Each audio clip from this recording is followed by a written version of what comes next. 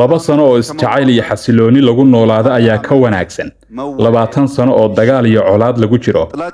colaaddu waxbay dumisaa, ummadda way kala fogaysaa oo way kala qaybisaa. jacaylkuna waxbuu dhisaa, dadku isku soo dhaweeyaa, wuxuu abuuraa kalsooni iyo wadajir. dagaalku wuxuu keenaa burbur bulsho, dhimasho iyo kala tag, halka ay nabaddu keento horumar, barwaaqo iyo fursad ay dadku ku noolaadaan nolol wanaagsan. dagaalku waa wax xun, waa musiibo iyo cudur disha naf iyo maalba. nabaduna waa nolol iyo horumar, waana saldhigga wax kasta oo wanaagsan. nabaddu innagu Itoobiyaan ahaan waxaynu leenahay taariikh dheer oo dagaalo ah, laakiin ma lihin taariikh dheer oo nabad waarta oo lagu faana ah. sida caadiga ah wadamo badan dagaalku wuxuu dhacaa inta u dhaxaysa laba xilli nabadeed.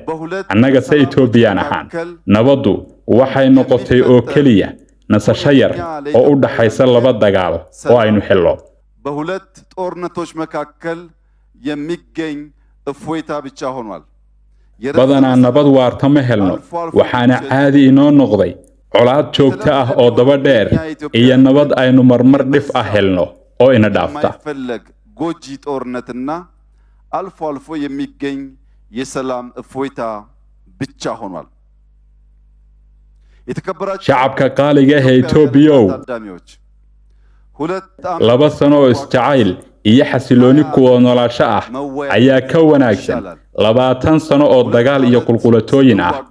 dagaalka dadkeena ay nagaga maranaya oo wayna kala fogeynaya, bulsho ahaanna waynoo dhaawacaya, horumarkana waynaga curyaaminaya.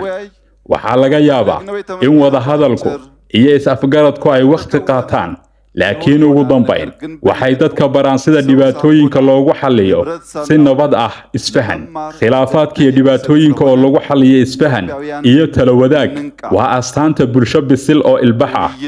innagu Itoobiyaan ahaan waa inaan ogaanaa in wada hadalka, ismaqalka iyo talo wadaaggu ay yihiin wadada ugu habboon ee lagu xalliyo dhibaatooyinka dhaca. dhibaatooyinku waxay ku habboon yihiin in cashiro laga barto. innagu Itoobiyaan ahaan haddii aynaan baran in khilaafaadkeena aynu ku xallin karno wada hadal iyo is-afgarad, waa inaynu ugu yaraan ka baranaa dhibaatooyinka iyo silaca ina soo maray cashirada nololeed ee ku duugan. shalay khaladaad badan baa dhacay, waxyaabo badan ayaana burburay oo isa seegay. si kastaba ha ahaatee waxaan awoodnaa inaan dhisno berri ka wanaagsan shalaytadii tagtay, berri qurux badan, berri ifaysa, berri rajo siinaysa jiilasha soo socda Itoobiya, innagoo cashirada shalay ka faa'iidaysanayna kana gudbayna khaladaadkii hore. waa inaan si wada jir ah uga shaqaynaa dhismaha berri wanaagsan. taasi waxay u baahan tahay dadaal, shaqo iyo ka go'naansho aynu hoosta ka wada xariiqno.